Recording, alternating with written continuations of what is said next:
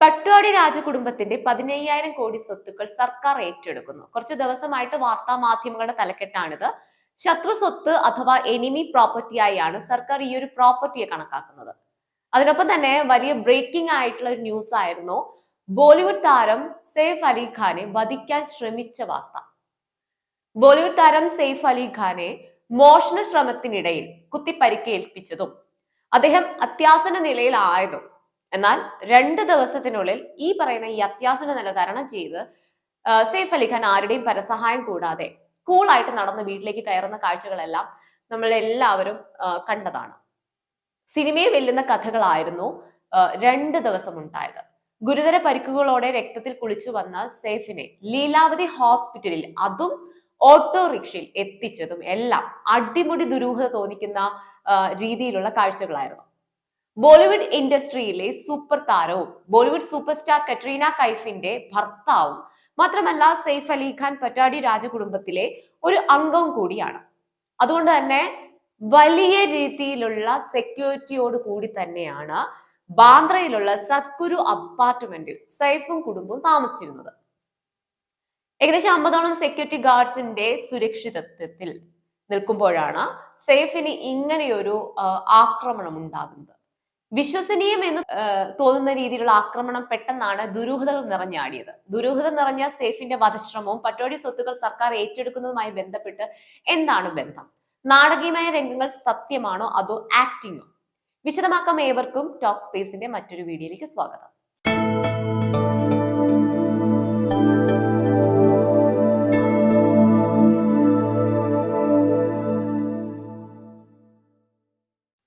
ഭോപ്പാലിലെ അവസാനത്തെ നവാബായിരുന്നു ഹമീദുള്ള ഖാൻ. എന്നാൽ ഇന്ത്യ പാകിസ്ഥാൻ വിഭജനത്തിന് ശേഷം ഹമീദുള്ള ഖാൻ തന്റെ ഇന്ത്യ അല്ല എന്നും തനിക്ക് പാകിസ്ഥാനിലേക്ക് കുടിയേറാനാണ് താല്പര്യം എന്ന് പറഞ്ഞുകൊണ്ട്, അതായത് ഹിന്ദു രാഷ്ട്രമായ ഇന്ത്യയിൽ ഒരു മുസ്ലിം സുൽത്താനായ തനിക്ക് ജീവിക്കാൻ സാധിക്കില്ല എന്ന് പറഞ്ഞ് ഹമീദുള്ള ഖാൻ ഇന്ത്യ വിട്ട് പാകിസ്ഥാനിലേക്ക് പോയി. എന്നാൽ തന്റെ ഇന്ത്യയിലുള്ള സ്വത്തുക്കൾ മകളായ ആബിദ സുൽത്താന് അദ്ദേഹം കൈമാറുകയുണ്ടായി. പിന്നീട് ഈ ആബിദ സുൽത്താനും പാകിസ്ഥാനിലേക്ക് പോയി. ആ സ്വത്തുക്കൾ പിന്നീട് വന്ന സാജിദ സുൽത്താൻ, ഈ ആബിദ സുൽത്താൻ സാജിദ സുൽത്താന്റെ മകനായ മൻസൂർ അലി ഖാനും സ്വത്തുവകകൾ കൈമാറി വന്നു. മൻസൂർ അലി ഖാൻ എന്ന് പറയുന്നത് പണ്ടത്തെ ഇന്ത്യൻ ക്രിക്കറ്റ് ടീം ക്യാപ്റ്റനും അതുപോലെ തന്നെ സെയ്ഫ് അലി ഖാന്റെ പിതാവും കൂടിയാണ്. എങ്ങനെയാണ് ഈ പട്വാടി രാജകുടുംബം എനിമി പ്രോപ്പർട്ടിയായി മാറിയത്? ഇന്ത്യ പാകിസ്ഥാൻ ശത്രുത എന്ന് പറഞ്ഞാൽ തന്നെ നമുക്കറിയാം ഡെസിഗ്നേറ്റഡ് ആണ്, അതായത് ഡെസിഗ്നേറ്റഡ് എനിമി കൺട്രി. പാകിസ്ഥാൻ ഇന്ത്യയുടെ ശത്രു രാജ്യമായി പ്രഖ്യാപിച്ചു കഴിഞ്ഞതാണ്. അങ്ങനെയുള്ള ശത്രു രാജ്യത്തോട് കൂറ് കാണിക്കുന്നവരെല്ലാം ഇന്ത്യയിൽ രാജ്യദ്രോഹികൾ കൂടിയാണ്. ഹമീദുള്ള ഖാനും മകൾ ആബിദ സുൽത്താനും പാകിസ്ഥാനിലേക്ക് കുടിയേറിയതോടെ ഇന്ത്യയിലുള്ള രാജകുടുംബ സ്വത്തുക്കൾ ശത്രു സ്വത്തുക്കളായിട്ടാകും കണക്കാക്കുക. ഇന്ത്യ വിട്ട് പാകിസ്ഥാനിലേക്ക് കുടിയേറിയവരുടെ ഇന്ത്യയിലുള്ള പ്രോപ്പർട്ടീസ്, എല്ലാ പ്രോപ്പർട്ടീസും എനിമി പ്രോപ്പർട്ടി ആക്കാനുള്ള നിയമം 1968 കൊണ്ടുവന്ന ഒരു കാര്യമാണ്. നമ്മുടെ രാജ്യത്ത് ഏകദേശം 12,000-ലധികം ഇത്തരത്തിലുള്ള പ്രോപ്പർട്ടികൾ ഉണ്ടെന്നാണ് പറയുന്നത്. സ്വത്തുക്കൾ തലമുറകളാൽ കൈമാറിപ്പോയാലും സ്വത്തുക്കൾ എനിമി പ്രോപ്പർട്ടിയിൽ തന്നെയാണ് കണക്കാക്കുക. ഇപ്പൊ നിലവിൽ ജീവിച്ചിരിക്കുന്ന നവാബ് എന്ന് പറയുന്ന സെയ്ഫ് അലി ഖാൻ ആണ്. ഭോപ്പാൽ നവാബിന്റെ എനിമി പ്രോപ്പർട്ടീസ് മൊത്തം സെയ്ഫ് അലി ഖാന്റെ കൈകളിലൊന്നുമല്ല. ഇതെല്ലാം ആരുടെ കൈകളിലാണെന്ന് അതൊക്കെ അറിയുവാനായിട്ട് CEPI, അതായത് custodian of enemy property four ഇന്ത്യയിലേക്ക് നടേഷ് കടയാൻ എന്നൊരു വിവരാവകാശ പ്രവർത്തകൻ ഒരു പരാതി നൽകിയിരുന്നു. അതിന്റെ അടിസ്ഥാനത്തിൽ അന്വേഷിച്ചപ്പോൾ പലതും മറച്ചു വെക്കപ്പെട്ടവയായിരുന്നു. അതിൽ 131 പ്രോപ്പർട്ടികളിൽ 91 പ്രോപ്പർട്ടികളും കണ്ടെത്തുകയുണ്ടായി. ഇവിടെ മറ്റൊരു കാര്യം കൂടെ സൂചിപ്പിക്കാനുള്ളത്, ഇന്ത്യൻ ഭരണഘടനാ ഭേദഗതിയിൽ ശത്രു രാജ്യത്ത് കുടിയേറിയവരുടെ പിൻഗാമികളും എനിമികളാണ്. അതായത് അവർ ഇന്ത്യൻ പൗരത്വത്തോടെ ഇന്ത്യയിൽ താമസിച്ചാലും അവർ എനിമികളായാണ് കണക്കാക്കുന്നത്. അതിനാൽ ഇനി എനിമി പ്രോപ്പർട്ടി എത്ര കാലം കഴിഞ്ഞാലും കൈമാറി വന്നാലും ആ പ്രോപ്പർട്ടി കൈവശം ഉള്ളവരും എനിമിയാണ്, ആ ഒരു പ്രോപ്പർട്ടിയും എനിമിയാണ്. ഇതാണ് ഇപ്പോൾ സെയ്ഫ് അലി ഖാന്റെ കാര്യത്തിൽ സംഭവിച്ചിരിക്കുന്നത്. ഭോപ്പാൽ നവാബിന്റെ മകളായിട്ടുള്ള ആബിദ സുൽത്താനും പാകിസ്ഥാനിലേക്ക് കുടിയേറിയതോടെ പട്വാടി കുടുംബം പ്രശ്നത്തിലായി. ആബിദയുടെ മകൾ സാജിദ സുൽത്താൻ തുടങ്ങുന്ന ആ ഒരു കുടുംബം, പട്ടോടി കുടുംബം ഇന്ത്യയുടെ എനിമികളായിട്ട് മാറി. ആ സ്വത്തുക്കളാണ് കൈമാറി കൈമാറി വന്നിരിക്കുന്നത്. ഇപ്പം ഗവൺമെന്റ് കണ്ടെത്തിയിട്ടുള്ള 99 പ്രോപ്പർട്ടികളിൽ ഫ്ലാഗ് സ്റ്റാഫ് ഹൗസ്, അതുപോലെ നൂറ ഷാബ പാലസ്, ദാസ്റാം പാലസ് എല്ലാം പട്ടോടി ഫാമിലിയുടെ കൈവശം തന്നെയാണ്. അതായത് സെയ്ഫ് അലി ഖാന്റെയും ഷർമിള ടാഗോറിന്റെയും കൈവശമുള്ള പ്രോപ്പർട്ടീസ് ആണ്. പക്ഷേ ഇതിനെതിരെ മധ്യപ്രദേശ് ഹൈക്കോടതിയിൽ പട്ടോടി ഫാമിലി എന്ത് ചെയ്തു, കേസൊക്കെ നൽകിയിരുന്നു. എന്നാൽ കോടതി വിധി പട്ടോടി ഫാമിലിക്ക് അനുകൂലമായിരുന്നില്ല. കോടതി പറഞ്ഞത് എന്താണ്? ഇതിൽ കോടതിക്ക് ഇടപെടാൻ ഒരിക്കലും സാധിക്കില്ല, പകരം നിങ്ങൾ സർക്കാരിനെ സമീപിക്കുക, അവിടുത്തെ ആഭ്യന്തര വകുപ്പിന് അപേക്ഷ നൽകുക എന്ന്.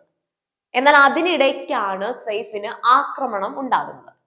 ഈ ആക്രമണമാണ് നാടകീയമായി ഇപ്പൊ തോന്നുന്നത്.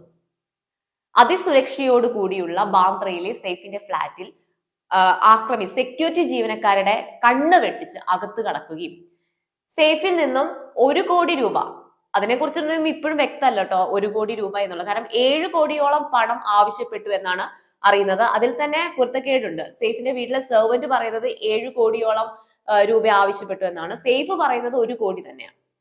അതിൽ തന്നെ ധാരാളം പൊരുത്തക്കേടുകളുണ്ട്. എന്തായാലും അത്രയും പണം ആവശ്യപ്പെടുകയും അതിനെ എതിർത്തപ്പോൾ കുട്ടികളെ വധിക്കാനായിട്ട് കുട്ടികളുടെ മുറിക്കുള്ളിലേക്ക് പ്രവേശിക്കാൻ ശ്രമിച്ചെന്നും അത് സ്വയം തടയാൻ ശ്രമിച്ച സെയ്ഫിനെ ആക്രമി നിരന്തരം കുത്തുകയൊക്കെയാണ് ചെയ്തതെന്നാണ് റിപ്പോർട്ടുകൾ പുറത്തു വന്നത്.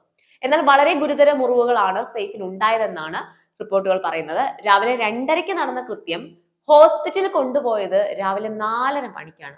അത് തന്നെ ദുരൂഹതയിൽ ഉള്ള കാര്യമാണ്. അത്രയും നേരം ഒരാൾ അത്രയും മുറിവുകളോടുകൂടി, ഗുരുതര മുറിവുകളോടുകൂടി, അതും രക്തത്തിൽ കുളിച്ച് കിടക്കുകയാണ്.